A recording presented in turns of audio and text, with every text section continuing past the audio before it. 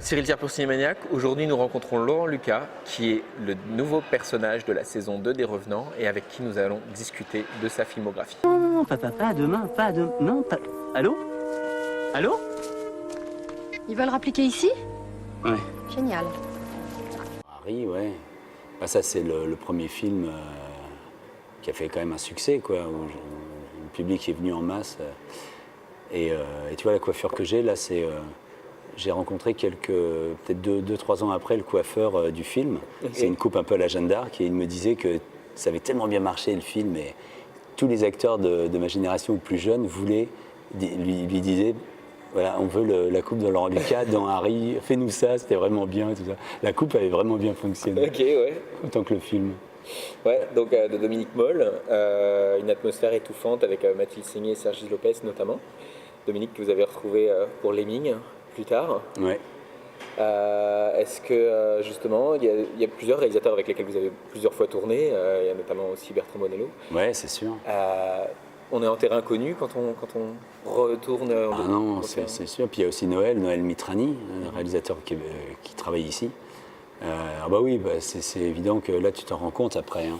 C'est souvent après le tournage, la deuxième fois que tu te rends compte de la différence entre les explications qu'il fallait se donner l'un à l'autre la première fois pour essayer de comprendre ce que voulait chacun, ou ce que pouvait faire chacun, et puis la deuxième fois où les choses coulent comme ça. Tu as beaucoup moins besoin de parler, d'expliquer les choses. Là, c'est vraiment... on se connaît, quoi. Donc, et c'est pareil aussi, Dominique, en écrivant Lemmings, pensait que je pouvais le jouer aussi, donc forcément, il écrivait en pensant à moi, donc tu vois. Ouais. Puis pour Harry, donc une belle visibilité puisque c'est un film qui a été un gros succès et qui a aussi lancé plusieurs carrières en même temps parce que Mathilde Seigner c'était aussi dans ses débuts. Sergi était un petit peu plus connu, je pense, à l'époque. Il avait fait quelques films peut-être. Il avait fait western, mais c'est marrant, j'aurais pensé que c'était plutôt Mathilde qui avait déjà fait quelques succès, tu vois. C'est arrivé en même temps, tout est arrivé en même temps aussi pour elle parce que je pense que l'Hirondelle c'était la même année. Donc quasiment, c'est ça, ok. Ouais, tout est arrivé en même temps pour Mathilde à la fin des années 90. Là on est en 2000. Je pense. Donc oui, c'est ça. Mais en tout cas, une belle réussite et c'est ça. Moi, j'ai beaucoup de choses en mémoire de ce film aussi. Pour Harry, un ami qui vous veut du bien. Ah ouais, là, le lieu était fantastique, quoi. D'ailleurs, le propriétaire de cet endroit où on a tourné, quand il a vu le travail des décorateurs à l'intérieur de la maison, il a demandé de rien détruire après. Et il l'a gardé intacte, pas pour l'habiter, mais pour la faire visiter. Okay. Et encore aujourd'hui, quand tu te balades dans le Cantal, dans la région, tu as un panneau comme ça qui dit voilà, visitez la maison de Harry, un ami qui vous veut du bien. Alors tu prends la petite rue comme ça et tu roules et tu arrives devant la maison d'Harry qui n'avait pas bougé. Et je crois qu'il fait payer 5 €, un machin comme ça, pour visiter la maison. C'est amusant.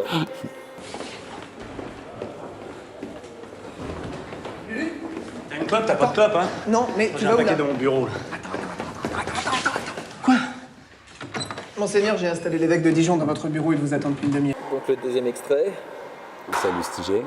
Oui, le Métis de Dieu. Il a un premier rôle dans la peau donc, du cardinal.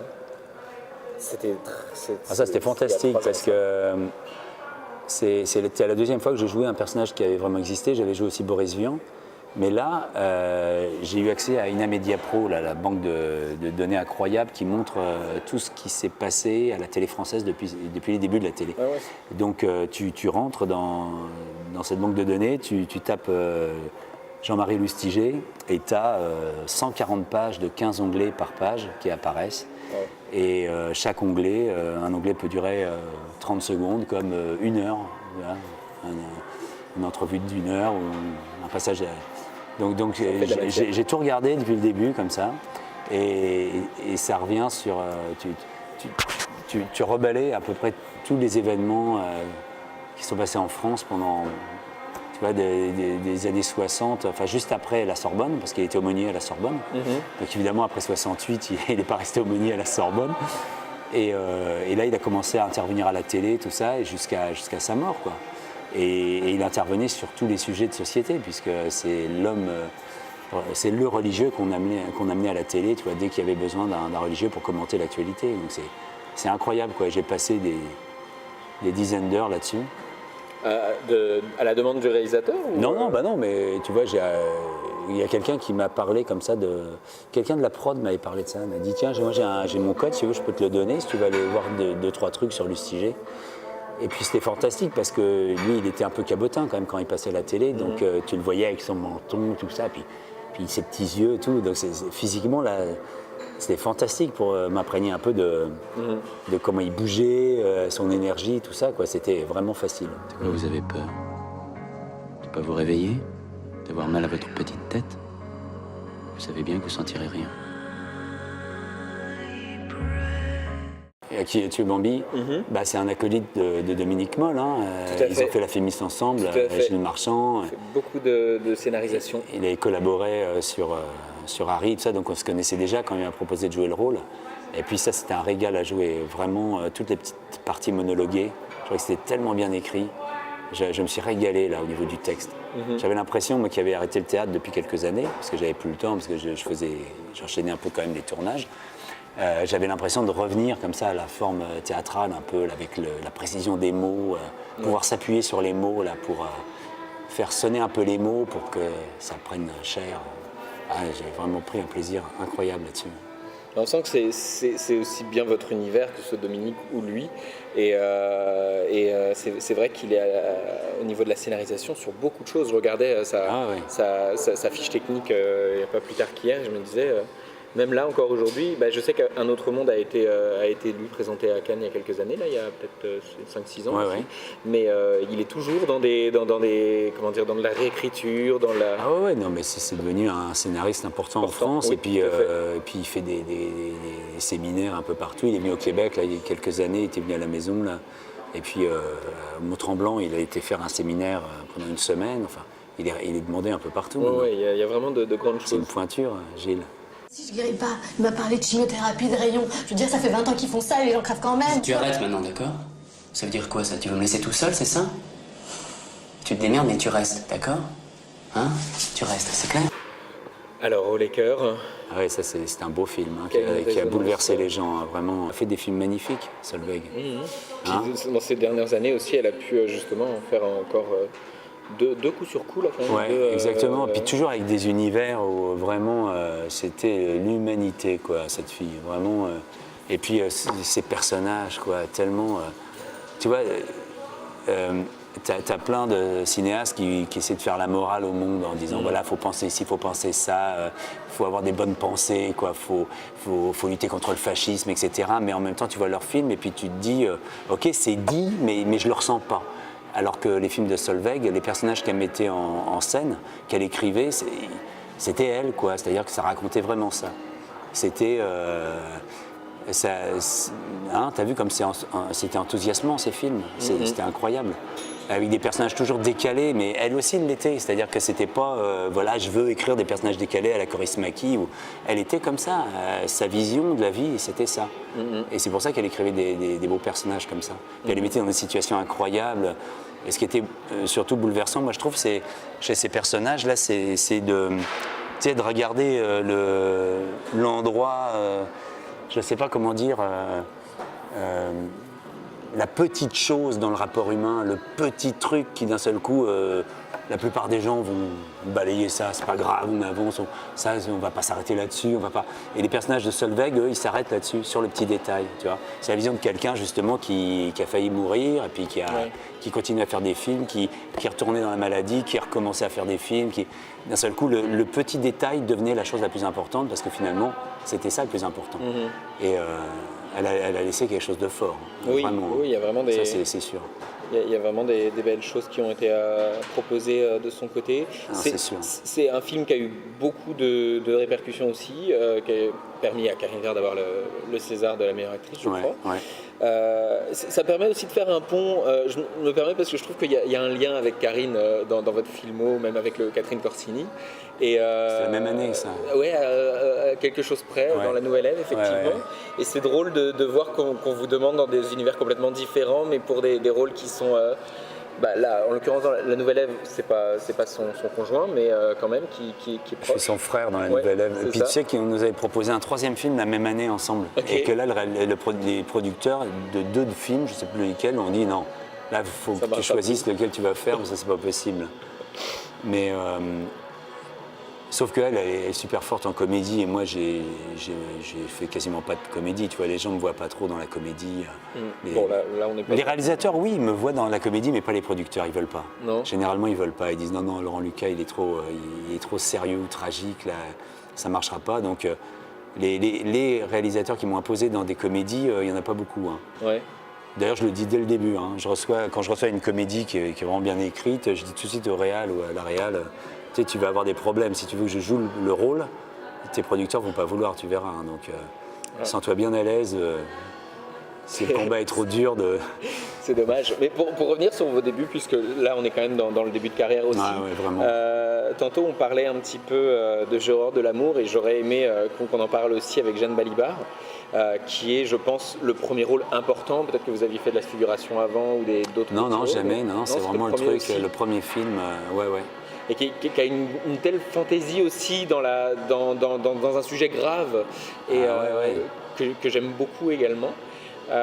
Donc vous interprétiez un malade sidaïque. C'est ça, qui lui ne veut pas croire en la médecine et veut se laisser périr. Et comment est-ce qu'on vous avait approché pour le rôle et comment vous l'aviez Ah ben non, mais moi je jouais au théâtre en fait. Je faisais que du théâtre à l'époque et puis je jouais avec Balibar, avec Jeanne, qui me dit voilà, écoute, la réalisatrice là du film que je vais faire, elle n'arrive pas à trouver le comédien. Elle a vu un peu tous les comédiens un peu connus de cinéma et tout, et il n'y en a aucun qui trouve grâce à ses yeux. Puis tu corresponds bien au personnage, va voir. Et puis là, elle m'a fait passer trois auditions successives en me disant j'ai envie que ce soit toi, mais tu joues vraiment trop mal pour le cinéma, tu n'as aucun naturel. Je faisais du théâtre, quoi. C'était vraiment je proférais, quoi. C'était pas surjoué pour le théâtre, tu sais, tu dois des fois c'est en mettant le mot en avant, la plupart du temps, c'était l'époque où on n'était pas encore microté et tout ça, quoi. Le naturel au théâtre, c'est pas quelque chose de vraiment intéressant, quoi. Le naturalisme, on va dire.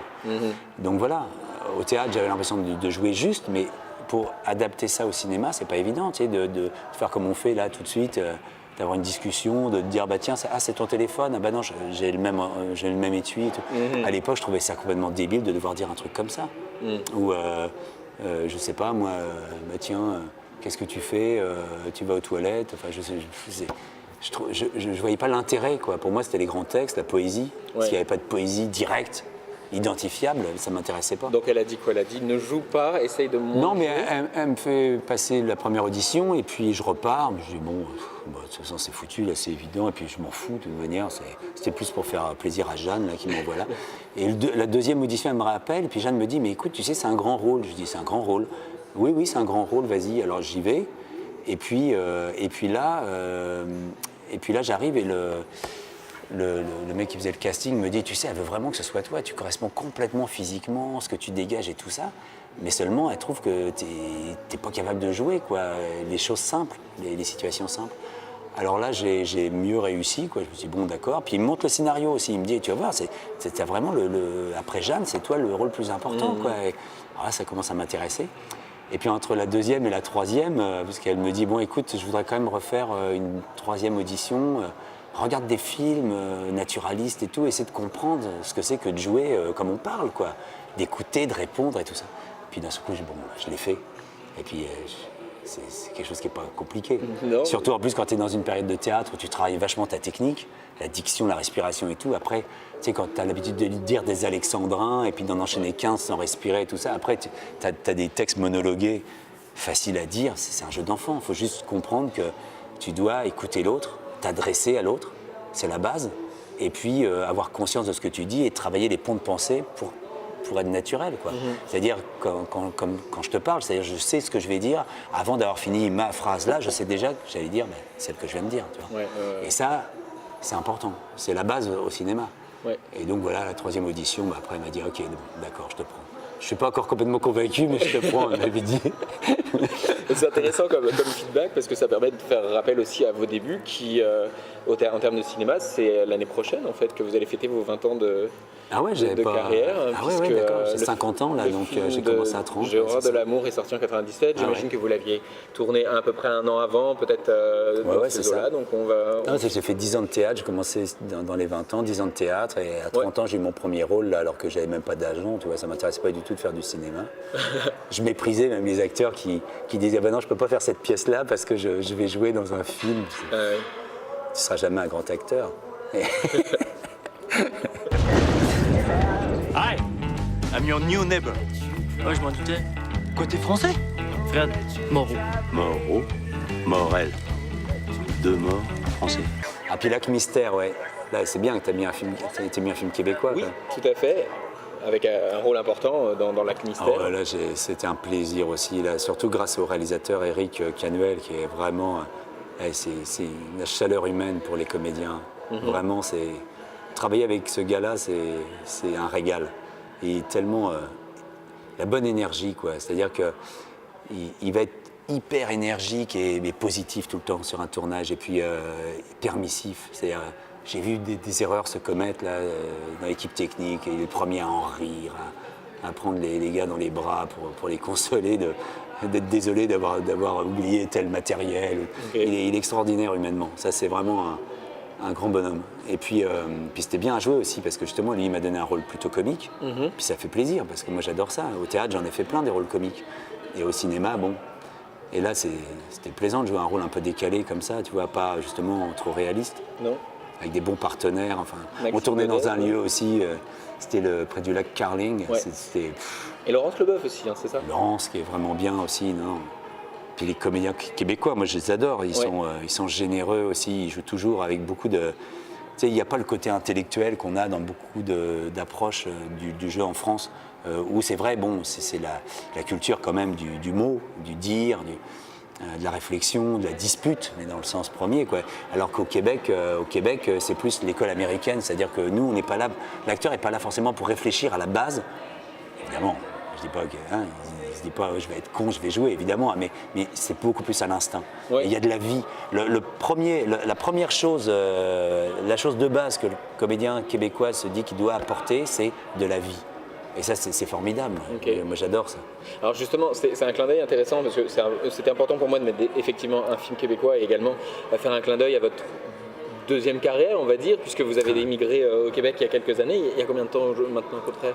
Oh, ça doit faire 16 ans, un truc comme ça. Ah, 16 ans, ouais. Mon plus grand a 16, donc ça doit faire...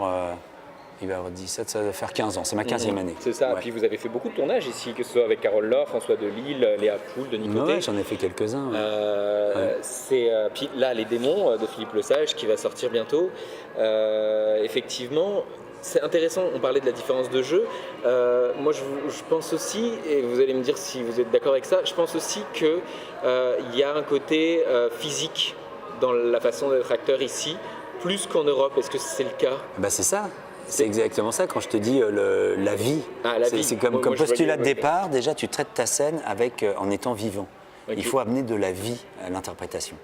Alors après, c'est au réalisateur de moduler tout ça, et l'acteur aussi, quand il sent jusqu'où on peut aller, etc. Mais il y a toujours une base, même quand on regarde les séries au Québec, les séries, elles sont hyper vivantes, hyper joyeuses, hyper...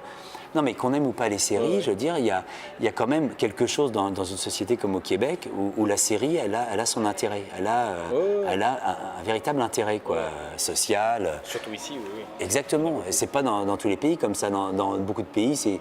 La série, c'est juste du petit divertissement, voilà, plus ou moins bien fait, bâclé, etc. Ici, la population s'identifie vachement à ces humoristes et à ces acteurs de série, à ces auteurs de série. C'est comme un reflet, vraiment, moi, je trouve. Et vous, ça vous est jamais arrivé d'être approché justement pour une série? Si, j'en fais une en ce moment qui s'appelle Mensonge. Ah, vous êtes dans Mensonge, la saison 3? Où je joue un petit truc, un avocat, là. Et justement, parce que moi, j'aime bien découvrir ces trucs-là, c'est intéressant. Et ça dépend aussi du réalisateur, tu vois, c'est-à-dire que sa demande n'est pas toujours... voilà, c'est vrai que la série, l'écueil dans la série, c'est que l'acteur, il en fasse trop, il surjoue parce qu'il fasse tout le temps des clins d'œil au public, parce qu'on a très peu de temps pour travailler, pour jouer. Ouais. Okay, mais ça dépend de la direction aussi que tu as. Le réalisateur, il peut prévenir ses comédiens, dire voilà, je voudrais qu'on joue soft, on en fait, voilà, on joue tout au premier degré. La série n'empêche pas, tu vois, que le jeu soit pas outré. Il y a rien qui dit que ça doit être surjoué parce que c'est une série. Et après, tu as les séries comiques. Enfin, mais je trouve qu'ils sont très forts ici pour les séries, franchement. Et est-ce que ça n'a pas été une difficulté en étant acteur français au départ ici? Mais non, parce que mes rôles avaient été écrits pour moi ou alors adaptés. Ok. Donc moi je réécrivais et puis je proposais au réalisateur, voilà, tiens j'ai cassé le joual pour écrire, pour jouer en français et puis voilà. Tiens, Lac Mystère c'était pas écrit pour moi et en fait c'était pour je sais plus quelle nationalité il avait le gars, je sais plus. Mais bref, voilà, je lui ai proposé à Eric et puis il m'a dit ah ouais ok d'accord, voilà, tu vois. Alors, quand il a su que c'était moi, il avait réécrit en francisant le truc. Mais je lui ai dit non, c'est pas complètement ça. Donc j'ai fait un peu, j'ai réécrit un petit peu tout ça, quoi. Ok. En tout cas, j'adore travailler ici, au Québec. Même si vous faites encore effectivement encore des tournages aussi en France.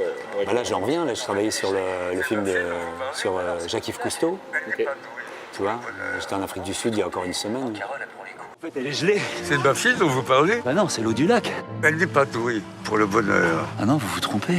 Non, Carole, elle prend les coups, c'est sûr, mais elle se relève tout de suite. À Floride. Un nouveau, oui. Floride, qui est sélectionné dans 2 semaines aussi au Festival Cinémania. Ah, c'est la Cinémania qui va passer, d'accord, parce qu'il y a Philippe qui vient, Philippe Leguet, il vient. Voilà, bah, c'est pour ça. Ok, d'accord, ok. Et que j'ai pas eu la chance de voir encore, puisque effectivement il n'est pas encore sorti ici. Tournage avec Jean Rochefort, Sandrine Kiberlin. Quelle était l'expérience? Déjà, Philippe, je le connais parce que j'avais fait un film avec lui où je jouais Boris Vian pour France 2. Ouais. J'avais joué Boris Vian, donc je le connaissais et puis je le trouvais formidable. Il fait des super films de cinéma aussi. Enfin, Les femmes du 6e ou du 7e, je sais plus. Alceste à bicyclette, qui était une merveille. Ouais. Enfin, donc voilà, lui aussi, il y a un côté très théâtral dans sa mise en forme, que ça, son écriture, c'est vraiment nickel, quoi. C'est hyper agréable à jouer. Tu peux vraiment t'appuyer sur un texte parfait, quoi. Et puis, moi, avec des partenaires comme ça, tu vois, Kiberlin, on joue mari et femme, là. Elle, je trouve aussi que, tu vois, comme partenaire, là, c'est un régal parce que tout vient du texte chez elle. C'est-à-dire qu'elle amène de la vie et tout, mais tout part du texte. Elle ne se raconte pas des trucs, voilà, je vais essayer ça. Tout vient du texte et des coups de théâtre qu'elle peut créer à l'intérieur du texte. C'est vraiment, c'est génial de l'avoir travaillé, quoi. Et puis Jean Rochefort, tu vois, au début, tu joues avec Jean Rochefort, puis tu l'écoutes, puis tu te revois, toi, gamin, en train de... Sans doute, ouais. Donc tu te dis, à un moment donné, tu as le réflexe de dire, oula, mais je dois jouer aussi, là, arrête de le regarder comme si tu étais spectateur. Puis c'est un type tellement gentil, là, vraiment chaleureux. Il m'a vraiment fait plaisir, parce qu'à un moment donné, c'est vrai qu'on jouait bien ensemble, je le sentais. Il y avait du plaisir, tu sais, ça dépend des partenaires, mais des fois, c'est plus ou moins. Mais avec Jean, là, vraiment, il y avait un truc, on prenait du plaisir à jouer nos scènes. Vraiment, il y avait un truc, et je le ressentais, quoi. Et je me demandais si lui aussi, il le ressentait, ça. Si, avec lui, ça se passait toujours comme ça, avec ses partenaires, ou si... Et puis il me l'a dit à un moment donné, il me dit « On joue bien tous les deux, hein, le rouge ?» Et ça m'a vraiment fait plaisir, quoi. Et c'est un type, là, ouais, tu donnerais ta chemise pour un gars comme ça, là, vraiment. Ouais. Je sais pas, là, tu sais, toujours rieur. Tu sais, il avait mal au dos. Ouais. Il est nerf sciatique, il a beaucoup souffert pendant le tournage. Il disait allez les gars, c'est mon premier rôle, c'est fini là, parce qu'il en bavait là, vraiment. Ah, c'est sûr que ça doit aider forcément. Mais formidable, quoi, vraiment. Puis il était heureux d'avoir réussi à le terminer, tu vois, d'être allé au bout, puis d'avoir assuré comme ça. Là. Moi j'ai hâte de le découvrir, hein, je ne l'ai pas vu encore. Là, faudra venir le voir. Ah bah oui, c'est sûr, je serai là. Je sais pas. Il faut que tu te souviennes, c'est important. On veut juste que tu nous aides à les retrouver. Regarde la carte. Nous, on est ici. Essaie de te souvenir des endroits par lesquels tu es passé, d'accord? Refais le chemin à l'envers. Et donc un dernier extrait. Les Revenants. Pour les Revenants, donc ce nouveau personnage, cette saison 2, qui est donc... le personnage est souvent donc avec celui de Frédéric Pierrot, effectivement, et assez énigmatique, on en a parlé au préalable.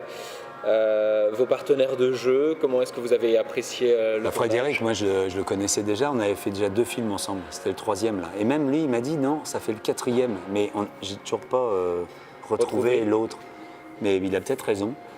Mais en tout cas, moi je suis sûr de 3. Et donc on s'amuse bien là, on est quand même amis, là, lui et moi, puis on était contents d'avoir plein de scènes ensemble. Et puis j'ai découvert plein de jeunes là que je connaissais pas dans Les Revenants. Qui ça ? Casting formidable, je me souviens pas forcément de leur nom, mais en tout cas j'ai trouvé que tous les jeunes, toute la série des jeunes, tu vois, les 2 sœurs, voilà, Bouix, franchement là j'étais épaté. je les ai trouvés formidables. Quoi. Dans le travail, tu vois, des fois, bon, quand tu vieillis, tu as tendance plus facilement, moi j'ai 50 ans cette année, puis à regarder la jeunesse en étant un peu plus critique. Là, je le découvre, qu'on a ce réflexe-là, tu sais, c'est débile, mais en pointant facilement leurs défauts, tu vois, leur incompétence, ou tu sais, la désinvolture et tout, en oubliant que toi, tu as eu la même. Mais franchement, là, j'étais épaté. Des jeunes qui étaient curieux, qui étaient bosseurs, enfin vraiment, c'était... Puis bon, en plus, talentueux, beau à regarder. Enfin, je trouvais qu'il y avait une... Allez, sur le papier, c'est sûr que quand la première saison est sortie, c'est sûr qu'il y avait Frédéric Pierrot et... Consigny. Oui, Anne Consigny. Et puis, Anne Consigny, oui, dans les têtes de file. Et après, c'était vraiment plus de la nouvelle, nouvelle vague. Et Céline Salette, que j'adore personnellement. Voilà, Salette aussi, qui est moins jeune, mais qui j'avais vu assez peu. Puis là, j'étais séduit à mort. Quoi. Ouais. Et c'est vrai qu'ils ont été chercher une belle jeunesse d'avant-garde. Ah oui, c'est sûr. C'est une belle série également.